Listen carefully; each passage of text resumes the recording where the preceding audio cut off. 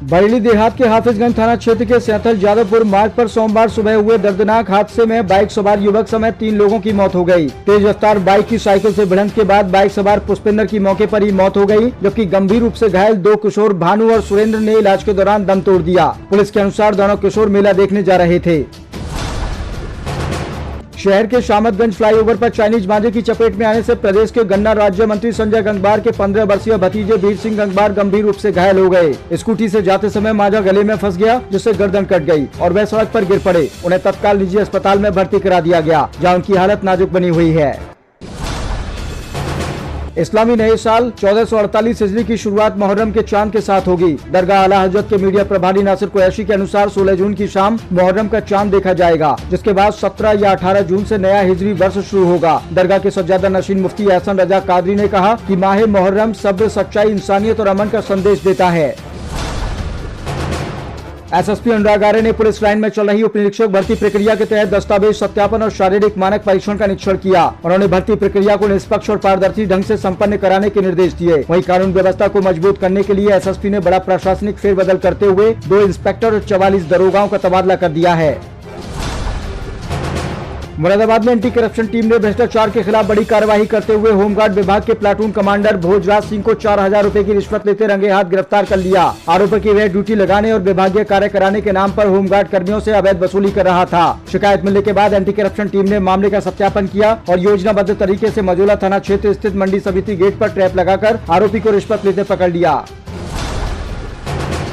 उत्तर प्रदेश के मुख्यमंत्री योगी आदित्यनाथ के नेतृत्व में विकास की नई तस्वीर सामने आई है। सोमवार को नोएडा इंटरनेशनल एयरपोर्ट जेवर से पहली कमर्शियल उड़ान लखनऊ के लिए रवाना हुई। इस मौके पर एयरपोर्ट के लिए अपनी जमीन देने वाले किसानों को पहली उड़ान से लखनऊ लाया गया। किसानों ने इसे अपने जीवन का यादगार पल बताते हुए मुख्यमंत्री योगी आदित्यनाथ का आभार जताया। जेवर की पूनम और किसान हाजी जफर समेत कई किसानों ने कहा कि हवाई जहाज में सफर करने का उनका बरसों पुराना सपना पूरा हुआ।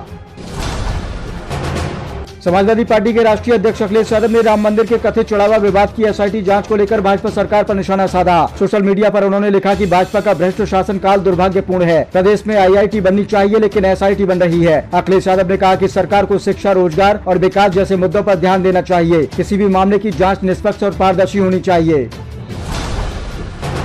कानपुर देहात के कटहटी गांव में आयोजित जन चौपाल में एसडीएम और तहसीलदार समेत कई अधिकारियों के न पहुंचने पर कैबिनेट मंत्री राकेश सचा नाराज हो गए। उन्होंने जिलाधिकारी को फोन कर कहा, डीएम साहब आपने पंचायतों का मजाक बना रखा है। लोग समस्याएं लेकर आए हैं, लेकिन अधिकारी मौजूद नहीं है। चौपाल में ग्रामीणों ने राजस्व विभाग पर रिश्वत लेकर काम करने के आरोप भी लगाए हैं। सिंधु घाटी सभ्यता की प्रसिद्ध डांसिंग गर्ल प्रतिमा को लेकर उठे विवाद के बाद एनसीईआरटी ने बड़ा फैसला लिया है। 9वीं कक्षा की नई कला शिक्षा पुस्तक मधुरिमा में प्रकाशित प्रतिमा की संशोधित तस्वीर को हटाकर अब उसका मूल स्वरूप दोबारा प्रकाशित किया जाएगा। विवाद तब शुरू हुआ जब किताब में छपी तस्वीर में प्रतिमा के धड़ वाले हिस्से को ढका हुआ दिखाया गया।